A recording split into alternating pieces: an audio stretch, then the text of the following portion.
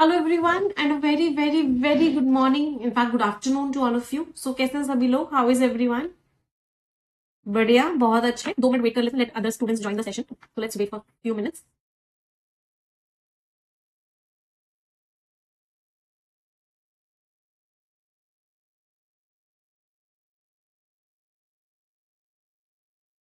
चलिए, तो सेशन को स्टार्ट करते हैं और आज का सेशन हम जो करने वाले हैं पूरा का पूरा डेडिकेटेड है रीडिंग कॉम्प्रिहेंशन के ऊपर. तो एक्साइटेड है सभी लोग?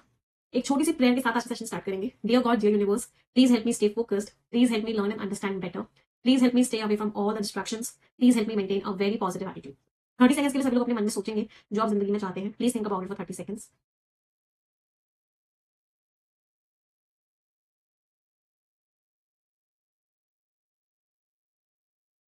Repeat this line with me. Dear God, dear universe, please help each and every one of us get what we want in life. चलिए स्टार्ट करते हैं. तो आज का जो सेशन है वो डेडिकेटेड है रीडिंग कॉम्प्रिहेंशन पे. रीडिंग कॉम्प्रिहेंशन इतना इंपॉर्टेंट चैप्टर है कि आपका प्री में भी आएगा, मेंस में भी आएगा. आप कोई भी पेपर दोगे उसमें रीडिंग कॉम्प्रिहेंशन आएगा ही आएगा. तो आज के सेशन में हम बहुत सारे रीडिंग कॉम्प्रिहेंशन सॉल्व करने वाले हैं. सो स्टार्ट करें. चलिए लेट्स गेट स्टार्टेड. सबसे पहले मैं आप लोगों को टाइम दूंगी रीडिंग कॉम्प्रिहेंशन सॉल्व करने का. 5 to 6 minutes for every RC. और उसके बाद मैं आपको पूरा का पूरा एक्सप्लेन करूंगी क्योंकि सारे के सारे रीडिंग कॉम्प्रिहेंशन आपके प्री लेवल के हैं. प्री का मतलब होता है मीडियम लेंथ का या लॉन्ग लेंथ का रीडिंग कॉम्प्रिहेंशन आता है. तो सबसे पहले हमें क्या करना होगा, पहले हम क्वेश्चंस को पढ़ेंगे. तो सबसे पहले सभी लोग क्या करेंगे, सबसे पहले क्वेश्चंस को पढ़ेंगे. हर क्वेश्चन में आपको कहीं ना कहीं कोई कीवर्ड मिलेगा, उस कीवर्ड को नोट डाउन कर लेंगे. उसके बाद पैराग्राफ को आप रीड नहीं, पैराग्राफ को स्किम करेंगे और फिर क्वेश्चन का आंसर देंगे. कोई भी क्वेश्चन जो वोकैबुलरी का आता है उसको आप स्टार्टिंग में भी कर सकते हैं बिना पैसेज को स्किम किए. चलिए तो स्टार्ट करते हैं फर्स्ट रीडिंग कॉम्प्रिहेंशन से. तो आई होप सभी को दिख रहा है and this is a long RC. तो सबसे पहले क्वेश्चंस पढ़ेंगे और कीवर्ड्स मार्क करेंगे सभी लोग. So mark the keywords everyone. First of all, क्या क्या आपको कीवर्ड किस किस पैसेज में मिल रहे हैं?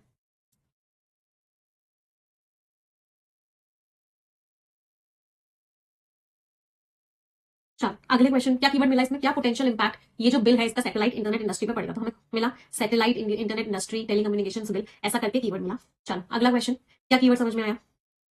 ये जो टेलीकम्युनिकेशंस बिल है ये प्राइवेसी और सर्वेलेंस को कैसे क्या करेगा, एड्रेस करेगा और क्या क्या कॉम्प्रोमाइजेस करने होंगे. तो हमें कुछ कीवर्ड ऐसा मिला. अगला, अगले क्वेश्चन में क्या कीवर्ड मिला, ये बेनिफिट कैसे करेगा और क्या क्या चेंजेस मेंशन है. चलो तो ये कैसे बेनिफिट करेगा और क्या क्या चेंजेस मेंशन है ये लिखा हुआ है. अगले क्वेश्चन पर आते हैं. नेक्स्ट इज गवर्नमेंट की अप्रोच क्या होगी इस चीज को लेके. तो कीवर्ड क्या मिला कि गवर्नमेंट की अप्रोच क्या होगी. अगला, ये लॉस को कैसे एक साथ लेके आएगा, कंसोलिडेट कैसे करेगा, कंट्रीब्यूट कैसे करेगा उसमें. तो हमें कीवर्ड मिला लॉस को लेके कुछ. नेक्स्ट क्वेश्चन, अब यहाँ पे देखो क्वेश्चन आ गया वोकैबुलरी का.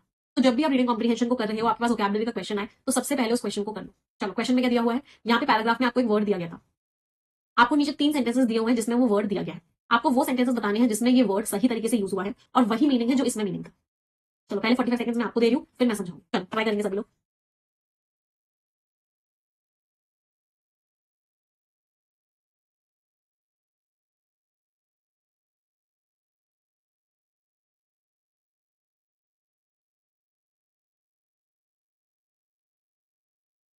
कर लिया. चलो पहले इसको पढ़ते हैं. पब्लिक को रियश्योर करने के लिए, पब्लिक को और ज्यादा कॉन्फिडेंस देने के लिए कि उसका जो मकसद है वो एकदम क्लियर है. सरकार को अगर पब्लिक को कॉन्फिडेंस देना है कि सरकार का मकसद एकदम क्लीन है, कुछ भी घोटाला उसमें नहीं है, तो सरकार को स्क्रूपुलसली, स्क्रूपुलसली का मीनिंग क्या होता है, बिल्कुल ऑनेस्टली रूल मेकिंग करनी पड़ेगी, बिल्कुल ट्रांसपेरेंसी रखनी पड़ेगी, लोगों की एडवाइस लेनी पड़ेगी, लोगों के साथ कंसल्ट करना पड़ेगा. ये सारी चीजें करनी पड़ेगी. अब हमें बताना है कौन कौन से सेंटेंस है जिसमें स्क्रूपुलसली वर्ड यूज हुआ है और बिल्कुल सही मीनिंग में यूज हुआ है, उसी मीनिंग में यूज हुआ है जो मीनिंग ऊपर था. ऊपर मीनिंग क्या था, ऑनेस्टली. तो कंपनी ने बहुत ही ऑनेस्टली एडियर्ड टू का मतलब क्या होता है, फॉलो किए. तो कंपनी ने बहुत ही ऑनेस्टली फॉलो किए क्वालिटी कंट्रोल मेजर्स को और इस बात को मेक श्योर करा कि हर प्रोडक्ट का स्टैंडर्ड बहुत हाई हो. चलो बिल्कुल सेम लग रहा है ऑनेस्टली. नेगोशिएशंस में उसने बहुत ही ऑनेस्टली हर प्रपोजल को कंसिडर किया. उसने क्या क्या फायदे हो सकते हैं, क्या क्या नुकसान हो सकते हैं, उन दोनों को कंसिडर किया. हर प्रपोजल को बहुत ही ऑनेस्टली कंसिडर किया. चलो ये भी मैच हो गया, ऑनेस्टली दिया हुआ है. The sudden and scrupulous sound of fireworks, तो जो पटाखे थे उसकी जो साउंड थी वो ऑनेस्टली, साउंड कैसे ऑनेस्ट होती है, अभी साउंड तो नहीं आएगा यहाँ पे. यहाँ पे क्या आ सकता है, सडन एंड लाउड आ सकता है, तेज आवाज थी फायरवर्क्स की, है ना. यस, कैसी आवाज थी, कैकोफोनिक आवाज थी. कैकोफोनिक का मीनिंग क्या होता है, जैसे कान में ककड़ की आवाज हो. तो ऐसी जो आवाज थी उसमें नाइट स्काई को भर दिया, हर कोई बहुत ज्यादा सरप्राइज है. तो यहाँ पे स्क्रूपुलस जो वर्ड है वो गलत तरीके से यूज किया गया है. हमें सही वाले बताने थे. तो answer is what, option number D, both A and B. कोई परेशानी किसी को भी. चलो अगला क्वेश्चन खत्म हो गया यहाँ पे. अब हमें क्या करना है, पैसेज की स्किमिंग करनी है. तो पहले मैं आप लोगों को टाइम दूंगी स्किमिंग के लिए, फिर मैं समझाऊंगी. यहाँ से लेकर यहाँ तक आपको स्किम करना है. आप सभी के पास 45 सेकंड्स का टाइम है. स्किमिंग करेंगे सभी लोग. Scheme it everyone.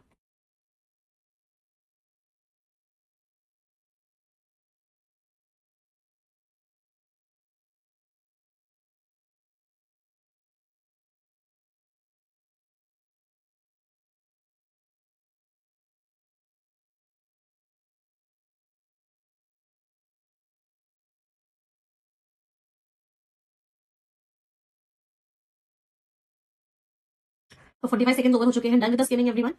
चलो, जिन लोगों को स्किमिंग नहीं आती है बहुत ध्यान से देखना कैसे हम स्किमिंग कर रहे हैं। तो look at it very carefully. ये जो बिल आया, ये जो है नजदीक जा रहा है। सरकार का जो मकसद है कि लॉ नेटवर्क्स को और इंटरनेट सर्विस प्रोवाइडर्स के जितने भी लॉज उनको मिला देंगे। 46 पेज का डॉक्यूमेंट आया जिसकी वजह से जो रेगुलेटरी स्ट्रक्चर्स हैं वो बहुत ज्यादा क्या रह गए, चलो अभी हम ब्लैंक है। साथ के साथ ब्यूरोक्रेटिक प्रोसीजर्स सिंप्लीफाई हो गए लाइसेंस को अप्लाई करने के। लाइसेंसिंग प्रोसेस अब डिजिटल हो जाएगा। टेलीकॉम ऑपरेटर्स के पास नया तरीका होगा उन लोगों के साथ डील करने के लिए जो फॉलो नहीं कर रहे हैं, और उनके पास अथॉरिटीज का भी एक्सेस होगा परमिशन के लिए, डिस्प्यूट रेजोल्यूशन के लिए, जब भी वो इक्विपमेंट सेटअप करेंगे, नेटवर्क डालेंगे। बिल जो है सैटेलाइट इंडस्ट्री जो इसको बहुत लंबे टाइम से चीख चीख के बोला जा रहा था कि ये ऐसा तरीका है जिससे गांव में भी इंटरनेट पहुंच जाएगा। ये भी एक सुकून वाली बात है क्योंकि बात क्लैरिटी है कि उनको स्पेक्ट्रम के लिए बिड नहीं लगानी पड़ेगी, बोली नहीं लगानी पड़ेगी। तो इससे क्या हो गया, इंडिया जो सेम लेवल पे आ गया बाकी कंट्रीज के। बिल को वेलकम किया इंडस्ट्री बॉडीज ने भी, क्योंकि इस बिल ने क्या क्या चीजों को आसान बना दिया, ईज ऑफ डूइंग बिजनेस ले आया, और इससे क्या होगा, रूल्स रेगुलेशंस भी स्टेबल हो जाएंगे और एनवायरमेंट भी अच्छा हो जाएगा एक्सपेंशन के लिए। तो जब हमने इस पूरे पैराग्राफ को स्किम किया, हमें सिर्फ एक ही मेन आइडिया समझ में आया, और वो मेन आइडिया क्या था कि एक नया बिल आया है, वो बिल अच्छा है, उससे चीजें आसान हो रही हैं, सब उस बिल को वेलकम कर रहे हैं, और इस बिल से अब चीजें बहुत ईजी हो जाएंगी सबके लिए। So this was the main idea जो आपको स्किमिंग करके समझना था। क्या आप लोग समझ पाए थे? I hope yes, many of you could have understood it. चलो, नेक्स्ट पैसेज स्किम करेंगे। सभी के पास फिर से 45 सेकंड्स का टाइम है, and your time starts now.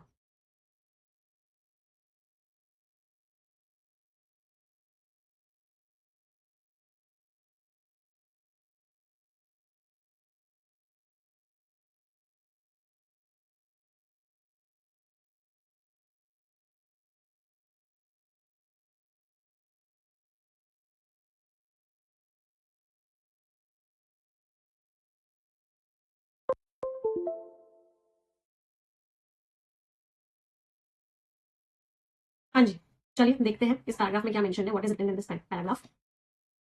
आपको बस ये मेक श्योर करना है कि आपका जो मेन आइडिया निकला था और जो मैं आपको मेन आइडिया बता रही हूँ लास्ट में, वो स्नैच कर रहा है या नहीं कर रहा। चलो, आधी से ज्यादा इंडियन पॉपुलेशन जो है मार्जिन से मतलब कनेक्टेड नहीं है, बिल से मदद हो जाएगी, लेकिन अभी भी इश्यूज हैं। ये जो डेफिनेशन है इसमें बहुत सारी सर्विसेज आ गई हैं, और स्टेट अथॉरिटी की को जो है वो कंसर्न उठा रही है प्राइवेसी को लेकर, सर्वेलेंस को लेकर, लोगों पर नजर रखी जाएगी। ये कंसर्न सिर्फ अकेडमिक नहीं है, थ्योरी के नहीं है, क्योंकि पहले भी इल्जाम लगाया गया है कि स्टेट जो है लोगों के ऊपर नजर रखवाती है। बिल जो है स्पैमिंग से भी डील कर रहा है, लेकिन सोल्यूशंस में कॉम्प्रोमाइज हो जाएगा प्राइवेसी को लेकर। सर्वेलेंस में लोगों के ऊपर नजर रखने उसमें चेंजेस आए, इंटरनेट शटडाउन जो हुआ है, सब बहुत नेगेटिव इंपैक्ट पड़ा है, और इसको हम अवॉइड नहीं कर सकते क्योंकि ये कॉन्फ्लिक्टिंग है। सरकार को इन सारे इश्यूज को एड्रेस करना होगा ओपन माइंड के साथ, क्योंकि इस बिल ये जो बिल है सरकार को बहुत सारा पावर दे रहा है। जब पिछला ड्राफ्ट आया था, लोगों की एडवाइस ली गई थी, तो रिस्पॉन्सेज जो आए थे उनको उनकी कोई जांच नहीं की गई। सरकार को अगर और ज्यादा अश्योर करना है कि गवर्नमेंट का समय मोटिव क्लीन है, तो सरकार को बहुत ऑनेस्टली रूल मेकिंग करनी चाहिए, ट्रांसपेरेंसी रखनी चाहिए, लोगों की एडवाइस लेनी चाहिए। ये इंपॉर्टेंट है क्योंकि बहुत सारे प्रोविजंस में ना नीचे लेजिस्लेशन की भी जरूरत है, जो डिपार्टमेंट ऑफ टेलीकम्युनिकेशन नोटिफाई करेगा उनको लागू करने से पहले। ये जो पूरा एनवायरमेंट है बहुत चेंज हुआ है जब से पहला एक्ट पास हुआ था 19th सेंचुरी में, और जो रूल्स और रेगुलेशंस जो बनाए जा रहे हैं उनमें वो सारे इश्यूज एड्रेस होने चाहिए जो आए हैं इसके डिजिटल एक्सप्लोजन से, इसके फैलने से। तो बेसिकली पिछले वाले पैराग्राफ में हमने उस बिल की बहुत सारी तारीफ की थी ऑथर ने। अब इस पैराग्राफ में ऑथर ने क्या किया, इस पैराग्राफ में ऑथर ने इस पूरे पैसेज में इस बिल की बुराई करी कि इस बिल में बहुत सारे प्रॉब्लम्स हैं, बहुत सारे कंसर्न्स हैं, प्राइवेसी लोगों की उनसे छीनी जा रही है, ऊपर से लोगों के ऊपर नजर भी रखी जाएगी, तो प्राइवेसी कॉम्प्रोमाइज हो जाएगी। ऊपर से इसको जब कंसल्टेशन के लिए फ्लोट किया गया, लोगों की एडवाइस ली गई, फिर भी उनके जो उन लोगों ने बोला उन लोगों की जांच नहीं की गई कि उन्होंने क्या क्या बोला है, उसके ऊपर कोई डिस्कशन नहीं होगा। तो अगर सरकार को चीजें अच्छी करनी है तो क्या करना पड़ेगा, तो गवर्नमेंट को इस बिल को बहुत ही ट्रांसपेरेंसी के साथ लेके आना पड़ेगा। समझ आया सभी को पूरा पैसेज? चलो, अब एक एक करके क्वेश्चंस करते हैं। First question on screen. क्या लग रहा है, 30 सेकंड का टाइम है सभी के पास। क्या लग रहा है, कौन सा वर्ड आ सकता है? Everyone right out.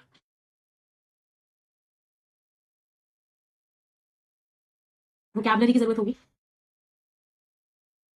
फिर 46 पेज का डॉक्यूमेंट है जिसकी वजह से जो रेगुलेटरी स्ट्रक्चर्स हैं वो क्या हो गए हैं, दैट लीव्स, मतलब जो एक्जिस्टिंग रूल्स एंड रेगुलेशंस थे वो अभी बने हुए हैं। एक्जिस्टिंग रूल्स एंड रेगुलेशंस में कोई चेंज नहीं आया, चीजें आसान हो गई हैं। रूल्स रेगुलेशंस वही है, चीजें आसान हो गई हैं। इंटैक्ट का मतलब क्या होता है, इंटैक्ट का मतलब होता है कि उसके ऊपर कोई चेंज नहीं आया है, something which is not changed. चलो, ये लग रहा है। रिलक्टेंट उन लोगों को बोलते हैं जिन लोगों के अंदर बहुत झिझक होती है किसी काम को करने की। तो रिलक्टेंट लोग कौन होते हैं, वो हेजिटेंट होते हैं किसी काम को करने के लिए, वो उस काम को करना ही नहीं चाहते। ऐसे लोग क्या होते हैं, हेजिटेंट होते हैं। उनको क्या बोलते हैं, उनको हम रिलक्टेंट बोलते हैं, हेजिटेंट नहीं, हेजिटेंट। तो HESITANT, राइट। हेजिटेंट होते हैं, या फिर क्या होते हैं, ये लोग बहुत अनविलिंग होते हैं, उस काम को करना ही नहीं चाहते। कोई चीज एंसू हुई है, इसका मतलब है कोई चीज इसी के बाद हुई है, टू हैपन या happened as a result of something. किसी चीज का वो रिजल्ट है, किसी चीज के बाद हुई है, तो उसको बोलते हैं एंस्यूड। तो आंसर क्या होगा कि जो रेगुलेटरी स्ट्रक्चर्स हैं, जो अभी के रूल्स रेगुलेशंस हैं, उनको इंटैक्ट रखा गया है। तो answer is option number C, only A. कोई परेशानी? स्नूपिंग का मतलब होता है लोगों के ऊपर नजर रखना, जासूसी करना, उसको बोलते हैं स्नूपिंग। अगला क्वेश्चन, इस बिल का क्या इंपैक्ट पड़ सकता है सैटेलाइट इंटरनेट इंडस्ट्री। पहले तो मुझे बताओ, बिल का सैटेलाइट इंडस्ट्री पे पॉजिटिव इंपैक्ट पड़ेगा या नेगेटिव इंपैक्ट पड़ेगा। पहले मुझे इस बात का आंसर दो कि बिल का इंडस्ट्री पे पॉजिटिव इंपैक्ट पड़ेगा सैटेलाइट पे या नेगेटिव इंपैक्ट पड़ेगा। ध्यान से देखो, हमने पैसेज पढ़ा था, सैटेलाइट इंटरनेट इंडस्ट्री कीवर्ड आपको यहाँ पे मिला था, तो इस पूरे को पढ़ो यहाँ से यहाँ तक एक बार। जहां पे भी कीवर्ड मिले उस लाइन को रीड करो दोबारा जाके, रीड इट। ये आंसर सबका सही निकलना चाहिए। बिल जो है सैटेलाइट इंटरनेट इंडस्ट्री को, इसको बोला जाता है बहुत लंबे टाइम से, टाउटेड मींस इसको चिक चिक के बेचा जाता है, इसको चिक चिक के बोला जाता है कि यही ऐसी इंडस्ट्री है जिसकी वजह से गांव में भी इंटरनेट पहुंचेगा, इसको सुकून मिला है, पॉजिटिव है। क्लैरिटी आ गई है कि इसको कोई भी स्पेक्ट्रम की बिड नहीं लगानी पड़ेगी, कोई भी बोली नहीं लगानी पड़ेगी, और इंडिया भी बाकी कंट्रीज के सेम लेवल पे आ गया है। चलो, पॉजिटिव इंपैक्ट पड़ा है, तो आंसर दे दो। क्या आंसर होगा? बिल ने क्या स्ट्रिंजेंट मींस क्या strict rules and regulations, strict rules लगाए हैं? नहीं, ये तो नेगेटिव टोन हो गई। बिल जो है बहुत ज्यादा अनप्रेसिडेंटेड सपोर्ट दे रहा है, अनप्रेसिडेंटेड ऐसा सपोर्ट पहले नहीं मिला। बिल जो है बहुत अच्छा सपोर्ट दे रहा है सैटेलाइट इंटरनेट इंडस्ट्री को। चलो, यहाँ तक तो सही है, लेकिन क्या इंडिया बाकी कंट्री से आगे है? Giving India competitive edge, India को एक फायदा दे दिया है, नहीं सिमिलर फुटिंग लिखा हुआ था, सिमिलर फुटिंग सेम लेवल पे लाया है, कॉम्पिटेटिव एज नहीं दिया, कोई एक्स्ट्रा फायदा नहीं दिया, तो इसके सेकंड पार्ट की वजह से गलत हो गया।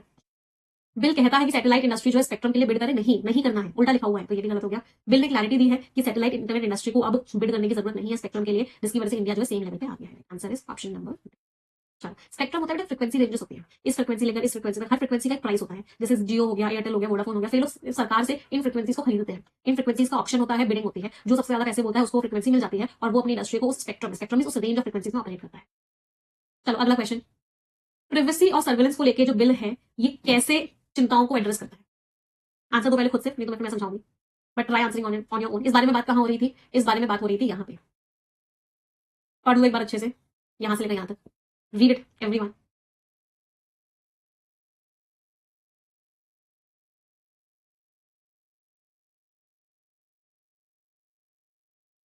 अच्छा आंसर दो, सभी लोग आंसर देंगे, क्या आंसर लग रहा है? बिल क्या ओवरलुक कर रहा है? ओवरलुक का मतलब होता है इग्नोर करना, क्या बिल इग्नोर कर रहा है इन चिंताओं को? नहीं, इग्नोर तो नहीं करना। बिल ने क्या कोई कदम बताया है कि भाई ये कदम है, इससे प्रिवेसी सर्वेलेंस ठीक हो जाएगा? नहीं, बिल ने कोई कदम तो बताया ही नहीं प्रिवेसी को लेने के लिए। बिल में तो ये वाली प्रॉब्लम्स तो है, कोई कॉम्प्रिहेंसिव कंप्लीट, कोई कंप्लीट स्टेप्स तो बताई नहीं है जिससे ये प्रॉब्लम सॉल्व हो जाएगी, तो ये भी नहीं हो सकता। बिल एक्नॉलेज करता है, मानता है कि चिंताएं हैं, लेकिन बिल जो है सोल्यूशंस दे रहा है, लेकिन इसकी वजह से प्रिवेसी को लेकर और प्रॉब्लम आ रही है। सही बात है, ऑथर ने चीख चीख के पूरे पैसेज में यही बोला है कि भाई बिल की में ऐसी चीजें हैं जिसकी वजह से प्रिवेसी जो है कॉम्प्रोमाइज हो रही है, प्रिवेसी में प्रॉब्लम्स आ रही है, ये कंसर्न्स है, बिल्कुल सही है। बिल ने क्या स्टेट अथॉरिटी हटा दी है? प्रिवेसी वाली प्रॉब्लम को रिजॉल्व कर दिया? नहीं, प्रिवेसी वाली प्रॉब्लम को रिजॉल्व नहीं किया है, तो ये भी गलत हो गया। Answer is option number C. चलो अगला क्वेश्चन, टेलीकॉम इंडस्ट्री का फायदा कैसे होगा? अब ये पूरे पैराग्राफ पैसेज की समरी पर डिपेंड करता है इसका आंसर। बिल जो है किस तरीके से टेलीकॉम इंडस्ट्री को बेनिफिट करेगा और क्या क्या चेंजेस आए हैं इस पूरे बिल में? चलो ट्राई आंसरिंग एवरीवन। पहले तो बताओ बिल अच्छा है या बिल बुरा है? ओवरऑल ओवरऑल ऑथोरिटी टोन कैसी है? बिल अच्छा है, तो बिल ने फायदा पहुंचाया है, फायदा पहुंचाया है तो मतलब बिल अच्छा है। चलो देखते हैं, बिल ने रेस्ट्रिक्ट कर दिया, रोक दिया एक्सेस, डिस्ट्रिक्ट और स्टेट लेवल अथॉरिटीज में एक्सेस जो है रोक दिया है, जिसकी वजह से टेलीकॉम आगे बढ़ने को वो रुक गया। इनहिबिट का मीनिंग क्या होता है? रोक देना किसी चीज को, तो ये तो नेगेटिव टोन है, तो ये तो आंसर किसी हालत में नहीं हो सकता, ये तो बुराई कर रहा है बिल की, तो आपका ये ऑप्शन भी एलिमिनेट हो गया, ये ऑप्शन भी एलिमिनेट हो गया, ये ऑप्शन भी एलिमिनेट हो गया। चलो, बिल ने चीजों को आसान बना दिया, स्ट्रीमलाइन का मीनिंग क्या होता है? स्मूथ बना देना, तो बिल ने जो पूरा का पूरा रेगुलेटरी एनवायरमेंट है उसको स्ट्रीमलाइन कर दिया, उसको स्मूथ बना दिया है। बिल प्रमोट करता है कि आप आसानी से टेलीकॉम ऑपरेटर्स बिजनेस कर पाएंगे, बिल्कुल सही बात है, पॉजिटिव टोन है। बिल ने क्लैरिटी दी है कि टेलीकॉम ऑपरेटर्स को स्पेक्ट्रम के लिए बिडिंग करनी पड़ेगी, ऐसी कोई क्लैरिटी तो बिल ने दी नहीं। बिल ने तो ये बोला कि सैटेलाइट वालों को बिडिंग नहीं करनी है, ऐसा तो कुछ बोला ही नहीं कि टेलीकॉम ऑपरेटर्स को बिडिंग करनी है नहीं करनी, ऐसा तो कुछ भी नहीं बोला। और रेगुलेटरी चैलेंजेस को बढ़ा दिया, चैलेंजेस को बढ़ा दिया तो फिर से नेगेटिव टोन हो गई, इसको फिर से टोन से कर सकते थे, तो ये भी आंसर नहीं हो सकता। तो answer is what? Option number A, only A. समझ आ रहा है? चलो अगला क्वेश्चन, सरकार की अप्रोच क्या है? पहले मुझे बताओ, ऑथर ने सरकार की अप्रोच को लेकर तारीफ की है, सरकार की अप्रोच की बुराई करी है? ऑथर ने सरकार की अप्रोच की तारीफ की है या सरकार की अप्रोच नहीं सजेशन है? सरकार ने क्या क्या ये नहीं बताया। What does the passage suggest? Passage क्या सजेस्ट कर रहा है कि सरकार की अप्रोच क्या होनी चाहिए? तो पहले तो मुझे बताओ, सरकार की अप्रोच अच्छी होनी चाहिए, सरकार की अप्रोच खराब होनी चाहिए? सरकार की अप्रोच अच्छी होनी चाहिए, तो टोन कैसी होनी चाहिए? पॉजिटिव होनी चाहिए। नहीं, सजेस्ट, पैसेज क्या सजेस्ट कर रहा है? सजेस्ट कर रहा है मतलब सरकार की अप्रोच कैसी होनी चाहिए, तो डेफिनेट सी बात है सरकार की अप्रोच अच्छी होनी चाहिए। तीनों को पढ़ो और आंसर बताओ। गवर्नमेंट जो है डिसमिसिव है, डिसमिसिव मींस बिल्कुल हटा रही है, इन चिंताओं के बारे में सोच ही नहीं रही और अवॉइड कर रही है इनको, क्योंकि ये बहुत लड़ाई वाले इश्यूज है। उल्टा हो गया, नेगेटिव टोन होगी। कॉन्टेंशियस मींस कॉन्फ्लिक्टिंग, लड़ाई कराने वाले। गवर्नमेंट जो है क्या actively seeks public input on these concerns, जो गवर्नमेंट है वो बहुत ही एक्टिवली क्या लेना चाहिए, उसे पब्लिक इनपुट लेना चाहिए इन कंसर्न्स पे, to inform its decision making process. अपने डिसीजन मेकिंग प्रोसेस को करने के लिए क्या करना चाहिए? सरकार जो है बहुत ही एक्टिवली पब्लिक इनपुट ले लिया। चलो पहले मुझे बताओ, सरकार ने पब्लिक इनपुट लिया या नहीं लिया? ध्यान से पढ़ो, क्या लिखा हुआ था? पब्लिक इनपुट लिया, रिस्पॉन्सेज आए, लेकिन उनको स्क्रूटनाइज नहीं किया, उनको क्या किया? उनकी जांच नहीं करी। पब्लिक इनपुट तो ले लिया, पब्लिकली फ्लोट तो कर लिया, लेकिन उनकी जांच नहीं करी। तो अगर पब्लिक को बताना है कि सरकार का मकसद क्लियर है, तो सरकार को रूल मेकिंग करनी चाहिए ट्रांसपेरेंसी के साथ, कंसल्टेशन के साथ करना चाहिए, तो बिल्कुल सही हो गया, कंसल्टेशन के साथ करना चाहिए, ट्रांसपेरेंटली करना चाहिए, तो मतलब पैसेज तो कह रहा है कि भाई ऐसे करना चाहिए, तो पब्लिक इनपुट लो जिससे कि डिसीजन मेकिंग इन्फॉर्म हो सके। गवर्नमेंट को इन कंसर्न्स को विद एन ओपन माइंड, तो अगर पब्लिक को बताना है कि सरकार का मकसद क्लियर है, तो सरकार को रूल मेकिंग करनी चाहिए ट्रांसपेरेंसी के साथ, कंसल्टेशन के साथ करना चाहिए, तो बिल्कुल सही हो गया, कंसल्टेशन के साथ करना चाहिए, ट्रांसपेरेंटली करना चाहिए, तो मतलब पैसेज तो कह रहा है कि भाई ऐसे करना चाहिए, तो पब्लिक इनपुट लो जिससे कि डिसीजन मेकिंग इन्फॉर्म हो सके। गवर्नमेंट को इन कंसर्न्स को विद एन ओपन माइंड से लेना चाहिए, उनका बहुत बड़ा इंपैक्ट हो सकता है, तो बहुत ही ओपन माइंड से लेना चाहिए, भी सही हो गया। तो पैसे तो यही सजेस्ट कर रहा है कि गवर्नमेंट की अप्रोच में कंसल्टेशन भी होना चाहिए और गवर्नमेंट की अप्रोच में एक ओपन माइंड और ट्रांसपेरेंसी भी होनी चाहिए, तो answer is what? Answer is both B and C. चलो अगला, टेलीकम्युनिकेशन बिल्स कैसे कंट्रीब्यूट कर रहा है? पहले तो बताओ पॉजिटिव टोन है नेगेटिव टोन है? ये जो टेलीकम्युनिकेशन बिल है ये किस तरीके से कंट्रीब्यूट कर रहा है? टोन इज पॉजिटिव और नेगेटिव, टोन से कर लोगे। स्टार्टिंग वाले पैराग्राफ में नहीं, स्टार्टिंग फर्स्ट पैराग्राफ में तारीफ की थी ऑथर ने, कि ये जो है इस मकसद को पूरा कर रहा है, इतना बड़ा डॉक्यूमेंट है जिसमें रूल्स रेगुलेशन को चेंज नहीं किया लेकिन चीज़ों को सिंप्लीफाई कर दिया, तो तारीफ हो रही थी, राइट? तो टोन कैसी थी? पॉजिटिव थी। चलो, अब बताओ क्या आंसर होगा? कंसोलिडेट का मीनिंग होता है सबके लिए सेम होना, सबको मिला देना, सबको एक अम्ब्रेला के अंदर ले आना, नहीं सबके लिए चीजें सेम करना। तो सेपरेट तो नहीं किया, उल्टा लिखा हुआ है। हाँ, एक्जिस्टिंग रेगुलेटरी स्ट्रक्चर्स बिल्कुल इंटैक्ट है, कोई चेंज नहीं है, जिसकी वजह से कंसोलिडेशन का गोल अचीव हो गया, सब लोग एक ही अम्ब्रेला के अंदर आ गए। डिसमेंटल कर दिया, डिसमेंटल मींस तोड़ दिया, खत्म कर दिया, डिस्ट्रॉय कर दिया, तो ये तो उल्टा हो गया। इन्फॉर्मेशन नहीं दी, नहीं इन्फॉर्मेशन तो दी है। Answer is option number B. कोई दिक्कत, दुविधा, परेशानी? चलो, ये हमने कर लिया। तो this was the first paragraph, first reading comprehension, जिसको हमने साथ मिलकर किया है। समझ आया सभी को कंप्लीट आरसी? अब अगला आरसी मैं आपको खुद से करने के लिए दे रही हूँ, 7 मिनट का टाइम दे रही हूँ। पहले पूरा आरसी आप खुद से करेंगे, फिर मैं उसको डिटेल में एक्सप्लेन करूंगी। All the best for the quiz. Ready for the challenge everyone? तैयार है चैलेंज के लिए? चलो, so this is the passage, पहले क्वेश्चंस पढ़ लो।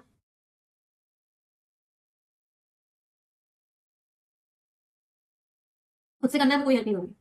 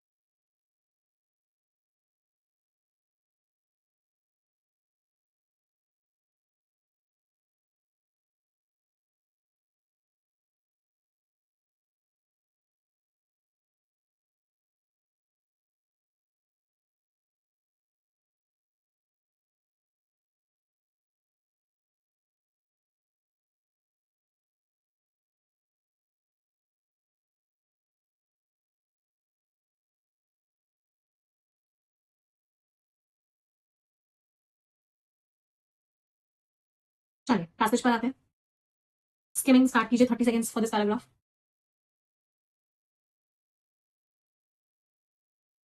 नीचे जो है ये लिखा हुआ है, मैं लिख देती हूँ आपके लिए।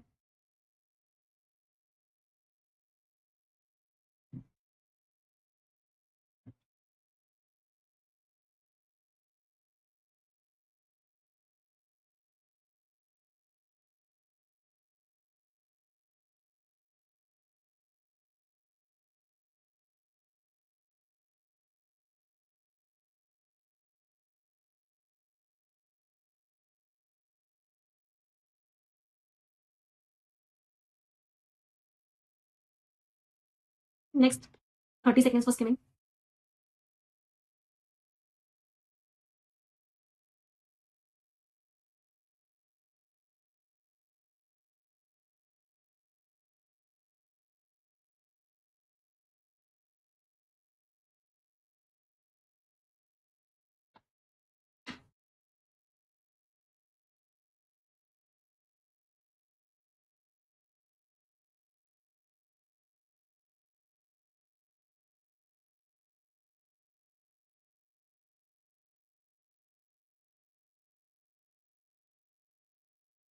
Last 30 seconds for skimming.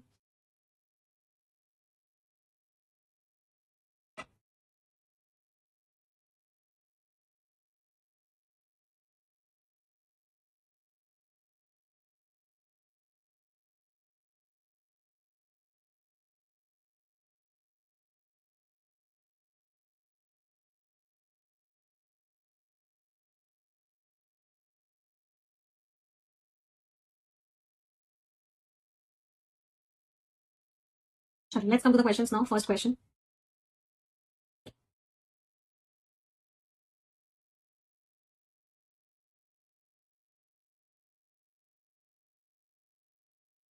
मुझे तो हमने पहले ही कर लिया था। अब नेक्स्ट क्वेश्चन।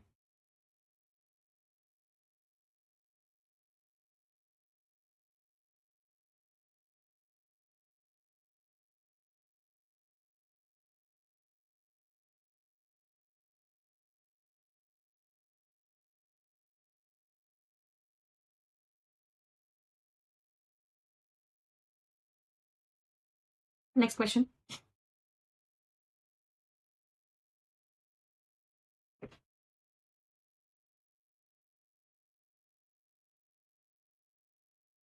नेक्स्ट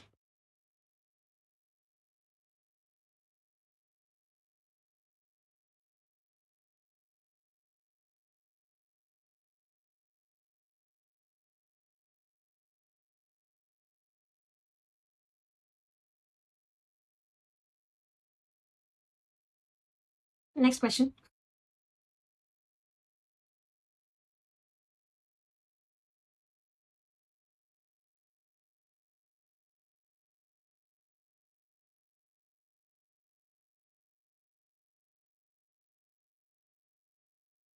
आखिरी सवाल, ये तो पहले कर लिया था। चलो लेट्स सी कितने लोगों के क्या क्या मार्क्स आए। मुझे बहुत ऑनेस्टली अपने मार्क्स बताना। सबसे पहले स्किमिंग देखते हैं, हमने देखो स्किमिंग कैसे करी। सॉइल एंड वाटर इंपॉर्टेंट है इंसानों के लिए भी। सॉइल मीडियम होता है जिसमें सारे ऑर्गेनिजम्स रह पाते हैं। हर रिलीजन जो हमारे साथ आया है उसने सॉइल की इंपॉर्टेंस को बताया है। वैदिक सिविलाइजेशन वाले कहते थे कि मदर अर्थ सबसे ज्यादा, सॉइल को ही मदर अर्थ बोलते थे। जो हम प्रेयर करते थे वो वेद में भी लिखी हुई है कि जो भी मैं तुमसे निकालता हूँ, जो भी तुमसे निकलता है वो बहुत अच्छे से निकले। हम रिस्पेक्ट करते हैं, वेनरेशन हम रिस्पेक्ट करते हैं वेजिटेशन को, ट्रीज और एनिमल्स को। इंडिया में बहुत एक्सक्लूसिव, बहुत अलग है, मतलब इंडिया में ही होता है। हम डिस्करेज करते हैं केमिकल्स मत डालो, पेस्टिसाइड्स मत डालो, क्योंकि इससे नुकसान पहुंचता है सॉइल को, माइक्रो ऑर्गेनिजम्स को। अर्थ में इतने सारे अलग अलग तरह के ऑर्गेनिजम्स रहते हैं, अर्थ में सारे ऑर्गेनिजम्स रहते हैं, अर्थ में प्लांट्स होते हैं, ट्रीज होते हैं, एनिमल्स होते हैं, सॉइल्स को भी रिस्पेक्ट किया जाता है। लेकिन जो प्रेजेंट जनरेशन है वो बहुत नुकसान पहुंचा रही है। हमने बहुत डैमेज किया है सॉइल को, हमने डेवलपमेंट पे फोकस किया है, सुंदरता पे फोकस किया है। जो फर्टाइल एग्रीकल्चर लैंड है उसकी जगह हमने फ्लैट्स बना दिए हैं, गार्डन्स बना दिए हैं, जहाँ पे बहुत ही अलग अलग तरह के प्लांट्स हम लेके आए। एक्सोटिक मींस जो फॉरेन प्लांट्स होते हैं। अगला पैराग्राफ हमने स्किमिंग किया, क्या लिखा हुआ है। सॉइल जो है फंडामेंटल रिसोर्स है एग्रीकल्चर की, बहुत सारे न्यूट्रिएंट्स देती है। जब इरोजन होता है, टॉप सॉइल ऊपर चली जाती है, डिग्रेडेशन होता है, इससे सॉइल की फर्टिलिटी कम हो जाती है, क्रॉप प्रोडक्शन कम हो जाता है। न्यूट्रिएंट्स का आना बहुत इंपॉर्टेंट होता है हेल्थ के लिए, प्रोडक्टिविटी। सॉइल में बहुत सारे ऑर्गेनिज्म रहते हैं, लेकिन ये माइक्रोब्स डिस्ट्रॉय हो जाते हैं फर्टिलाइजर से, पेस्टिसाइड से, वीडिसाइड से। हेल्थ जो है सॉइल और वाटर की इंटरलिंक्ड है। पोल्यूशन जो होता है इससे वो सॉइल में पहुंच जाता है पानी से। हम सॉइल को ग्रांटेड लेते हैं, हम प्लास्टिक केमिकल सॉइल में डाल देते हैं, हम वेस्ट सॉइल की सर्फेस पे बर्न करते हैं, हमें कोई भी चिंता नहीं होती सॉइल की। सॉइल पोल्यूशन बहुत ज्यादा नेगेटिव होता है हमारे लिए। तो जरूरी है कि हम कंटामिनेटेड सॉइल को एग्रीकल्चर पर्पस के लिए यूज ना करें, क्योंकि जो केमिकल्स होते हैं वो क्रॉप्स में चले जाते हैं, फिर कंज्यूमर्स को नुकसान पहुंचाते हैं। पोल्यूटेड सॉइल से क्या होता है, प्रोडक्शन भी ज्यादा नहीं होता और जो है इरोजन ज्यादा हो जाता है, क्योंकि प्लांट कवर अच्छा नहीं होता, जिसकी वजह से टॉक्सिन्स जो है उन एरियाज में भी चले जाते हैं जो अनकंटामिनेटेड होते हैं। तो पूरे पैराग्राफ में चिक चिक एक ही बात कह रहे हैं कि भाई सॉइल बहुत इंपॉर्टेंट है और सॉइल को हमें प्रोटेक्ट करना चाहिए। सॉइल को अगर नुकसान पहुंचाएंगे तो हम सबको नुकसान पहुंचेगा। एक ही बात है जो बार बार अलग अलग तरह से अलग अलग चीजों की हेल्प से रिपीट हो रही है। नेक्स्ट पैराग्राफ, सॉइल पोल्यूशन को एड्रेस करना बहुत इंपॉर्टेंट है सबके लिए। हम अच्छी प्रैक्टिस करें, हम सब मिलकर जुलकर काम करें पोल्यूशन को कम करने के लिए, इससे सॉइल पोल्यूशन कम होगा। सॉइल जो होती है वो कार्बन सिंक्स होती है, कार्बन को अपने अंदर एब्जॉर्ब कर लेते हैं, क्लाइमेट चेंज से हमें बचाते हैं। नेचर जो है नेटल, नेटल मींस एकदम नया, नेटिविटी वहीं का, नेटिव वहीं का। तो इसका मतलब कोई भी चीज जो पैदा हुई है और जो मरने के लिए उसकी डेस्टिनी है मरना, वो क्या है, नेचुरल है। इस बात को समझने से हम ये समझ पाएंगे कि नेचर और इंसान अलग अलग नहीं गिरा सकते। जो भी हम नेचर के साथ करेंगे उसका इंपैक्ट हम पे पड़ेगा। हमारा जो कनेक्शन है नेचर का, वो एक दूसरे के डिपेंडेंस का है। ये बोला गया कि हम जो फॉरेस्ट को तबाह कर देते हैं, इसका मतलब ये सही है, मतलब लोग आर्ग्यू करते हैं सही है भाई, फॉरेस्ट को तबाह करोगे तभी तो एग्रीकल्चर कर पाओगे वहां पे। तो इस बात की बहुत डिबेट होता है। हम एग्रीकल्चर लैंड को फिर कमर्शियल एरियाज में कन्वर्ट करते हैं, वो भी जस्टिफाइबल होता है कि डेवलपमेंट तभी होगा जब वो लैंड पे बिल्डिंग्स बनेंगी, चीजें बनेंगी। लेकिन हम क्या करते हैं, इग्नोर करते हैं नेचर को। इसकी वजह से हम ये नहीं समझ पाते कि हम जीत नहीं रहे हैं, हम हार रहे हैं अगर हम फॉरेस्ट को एग्रीकल्चर लैंड और एग्रीकल्चर लैंड को कमर्शियल लैंड में कन्वर्ट करें। हमारा जो आइडिया है कि नेचर का जॉब है इकोनॉमी को चलाना, ये ड्राइविंग फोर्स है इस वॉर के पीछे, जो हम लड़ने की कोशिश तो करें लेकिन हम उस वॉर में हमेशा हारते हैं अगर हम नेचर को नुकसान पहुंचाते हैं। तो इकोनॉमी जो है इकोलॉजी का ही एक सब्सिडियरी है, मतलब इकोलॉजी अच्छी होगी तभी इकोनॉमी भी अच्छी होगी। तो पूरे पैराग्राफ में ऑथर फिर से वही बात कह रहे हैं कि भाई नेचर बहुत इंपॉर्टेंट है, नेचर को हम इग्नोर नहीं कर सकते, नेचर को हमें प्रोटेक्ट करना होगा। अगर हम नेचर को इग्नोर करते हैं, उसको नुकसान पहुंचाते हैं, तो अल्टीमेटली हम खुद को ही नुकसान पहुंचा रहे हैं।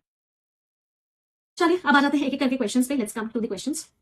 नेचर जो है किन किन कॉन्सेप्ट्स से कनेक्टेड है, नेटल, नेटिविटी, नेटिव अपना है, खुद का है। तो दिखा दे कि कोई भी चीज जो पैदा हुई है और मरेगी वो क्या है, नेचुरल है। इंट्रिंसिकली, इनहेरेंटली, फंडामेंटली, ये तीनों के तीनों वर्ड्स एक दूसरे के सिनोनिम्स हैं और इन तीनों के तीनों वर्ड्स का मीनिंग क्या है, खुद से, मींस अंदर से, मतलब एक बेसिक पार्ट से। फंडामेंटली, इनहेरेंटली मींस खुद से नेचुरल है, आप इसमें कोई बदलाव नहीं ला सकते।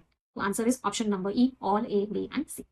अगला question, sustainable land management practices, क्या गड़बड़ है इसमें। ये जो प्रैक्टिस होता है ना बेटा, ये एक वर्ब होता है, इसका मतलब होता है अभ्यास करना। ये जो शब्द होता है practice, this is a noun, इसका मतलब होता है अभ्यास। तो जो लैंड मैनेजमेंट की प्रैक्टिसेस हैं, जो हम लैंड मैनेजमेंट करते हैं, यहाँ पे नाउन आएगा, तो यहाँ पे प्रैक्टिसेस नहीं प्रैक्टिसेस आएगा, सीईएस वाला आएगा। और जब मिलजुल के कोशिश करते हैं पोल्यूशन को कम करने की, दोनों चीजें जरूरी है सॉइल पोल्यूशन के इंपैक्ट को कम करने के लिए। तो आंसर इज ए, पार्ट में एरर था। चलो अगला क्वेश्चन देखते हैं। नेक्स्ट क्वेश्चन क्या कह रहा है, सॉइल जो है फाउंडेशन क्यों माना गया है, क्योंकि वो सॉलिड सरफेस देता है। क्या वो सिर्फ सरफेस देता है इसलिए सॉइल फाउंडेशन है, नहीं, सरफेस नहीं देता, स्टेबिलिटी देता है, सपोर्ट करता है। तो ए नहीं हो सकता। हाँ, क्योंकि इसके अंदर स्टेबिलिटी है जो सपोर्ट करती है बहुत सारे अलग अलग फॉर्म्स को, इसलिए सॉइल को फाउंडेशन बोला जाता है। क्या फंडामेंटल स्ट्रक्चर है चीजों को बनाने के लिए, बिल्डिंग्स बनाने के लिए स्ट्रक्चर है इसलिए फाउंडेशन बोलते हैं, नहीं, क्योंकि एक स्ट्रॉन्ग बेस देता है वेजिटेशन के लिए, नहीं, सारे ऑर्गेनिजम्स के लिए, अलग अलग लाइफ फॉर्म्स के लिए देता है, इसलिए foundation for all living organisms बोला जाता है। तो answer is option number B. कोई परेशानी।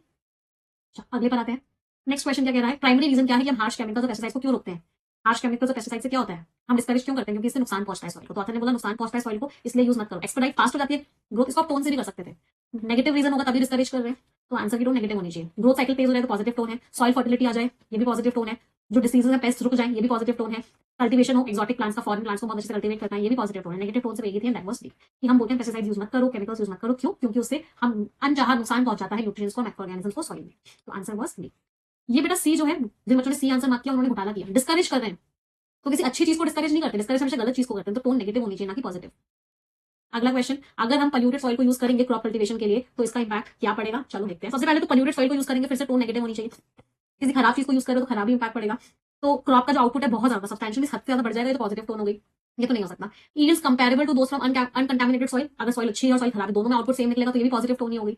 तो ये भी नहीं हो सकता। हाँ, बायोडाइवर्सिटी कम हो जाएगी, वहां पे जो ऑर्गेनिजम्स हैं वो कम हो जाएंगे, नेगेटिव टोन है, बिल्कुल सही है। सॉइल फर्टिलिटी अच्छी हो जाएगी, फिर से पॉजिटिव टोन हो गई। इरोजन कम हो जाएगा, फिर से पॉजिटिव टोन हो गई। तो आंसर इज सी। ये क्वेश्चन भी आपका बहुत इजीली टोन से हो सकता था।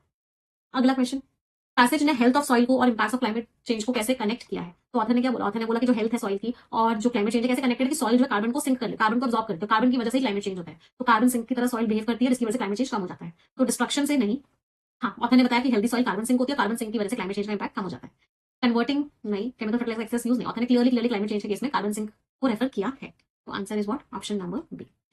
अगला क्वेश्चन, ऑथर ने क्यों क्रिटिसाइज किया है रेन फॉरेस्ट के डिस्ट्रक्शन को, डेसिडस फॉरेस्ट के डिस्ट्रक्शन को? ऑथर ने क्यों क्रिटिसाइज किया है? ऑथर क्यों कह रहे हैं कि मत करो? चलो क्रिटिसाइज किया तो फिर से नेगेटिव टोन होनी चाहिए। ऑथर कह रहे हैं कि एग्रीकल्चर पर्पस के लिए लैंड बढ़ा दो। नहीं, ऑथर ऐसा तो नहीं कह रहे कि भाई एग्रीकल्चर पर्पस के लिए लैंड बढ़ाओ। ऑथर ने कहा फॉरेस्ट को डिस्ट्रॉय मत करो। ऑथर ने बोला कि खूब सारी एस्थेटिक प्रैक्टिसेस यूज करो। एस्थेटिक प्रैक्टिसेस वर्ड का मीनिंग क्या होता है?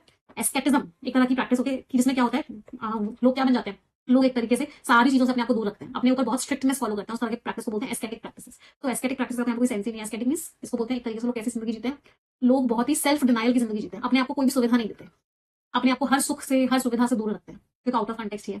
फ्लैट्स और गार्डन्स की डेवलपमेंट को बढ़ाना है? नहीं, ऑथर तो कह रहे हैं गार्डन्स मत बनाओ, फ्लैट्स मत बनाओ, नेचर को नेचर की तरह रहने दो, उल्टा लिखा हुआ है। Increase biodiversity in those areas, की वहां पे बायोडाइवर्सिटी बढ़ जाए, उसकी जरूरत है। रेन फॉरेस्ट को डिस्ट्रॉय इसलिए मत करो क्योंकि बायोडाइवर्सिटी की जरूरत है वहां पे। क्या जरूरत है? ऑथर ने कुछ भी मेंशन नहीं किया। हाँ, क्योंकि हम चीजों को इग्नोर करते हैं, इसी वजह से नेगेटिव बातों को नहीं समझ पाते। तो चीजों के इग्नोरेंस की वजह से हम नेगेटिव कॉन्सिक्वेंसेस को ध्यान नहीं देते, और रेन फॉरेस्ट को डिस्ट्रॉय करने के बहुत ज्यादा नेगेटिव कॉन्सिक्वेंसेस होते हैं, बहुत नेगेटिव इंपैक्ट पड़ता है। तो answer is what? Right, option number ई। आखिरी सवाल, इंपेरेटिव का मतलब क्या होता है? इंपेरेटिव मींस कोई चीज इंपॉर्टेंट है, कोई चीज वाइटल है, क्रूशियल है, एसेंशियल है। मतलब इंपेरेटिव मींस वो चीज कैसी है, वो चीज बहुत इंपॉर्टेंट है। तो एसेंशियल है, क्रूशियल है, दोनों ही पॉजिटिव फॉर्म के शब्द हैं। तो answer is what? Both A and. अच्छा, यहाँ पे टाइपिंग मिस्टेक है, दिस इज बी। तो answer is what? Both A and B. Virulent का मीनिंग होता है कोई चीज जो बहुत स्ट्रॉन्ग हो, बहुत डेंजरस हो, बहुत तेजी से फैलने वाली हो। जैसे कोविड वायरस क्या था? बहुत ही वायरलेंट था, बहुत तेजी से फैल रहा था, बहुत स्ट्रॉन्ग था, बहुत डेंजरस। तो वायरलेंट एक नेगेटिव वर्ड होता है, तो ये तो नहीं हो सकता। इसको वायरस से याद भी कर सकते हो। वायरस क्या होते हैं? वायरलेंट होते हैं, ऐसे याद भी कर सकते हो। तो answer was both A and B. इसमें आप +1 मार्क्स कर सकते हो। मुझे अपना स्कोर बता दो। हाँ, एक और वर्ड हो सकता है इंडिस्पेंसिबल। इसका मीनिंग भी क्या होता है? कि वो चीज बहुत इंपॉर्टेंट है। क्या क्या स्कोर रहा इस रीडिंग कॉम्प्रिहेंशन में? चलो, आगे की आरसीज हम अपनी अगली क्लास में डिस्कस करेंगे। अब हम लोग मिलेंगे कल सुबह 7 बजे एडिटोरियल की क्लास में, और फिर 9 बजे आपकी प्रोफेशन की क्लास, क्योंकि कल वेंसडे है, यूट्यूब पे होगी, जहाँ पे हम एसबीआई क्लर्क का मोस्ट एक्सपेक्टेड पेपर एक और करेंगे। ठीक है, चलिए तो सेशन एंड करते हैं। 3 सेंटेंसेस सभी लोग मिलकर बोलेंगे, 1 2 3 and go. English is a very easy language. I am very good at English and I'll definitely get my dream job. Thank you everyone. Bye bye. Take care. Stay blessed and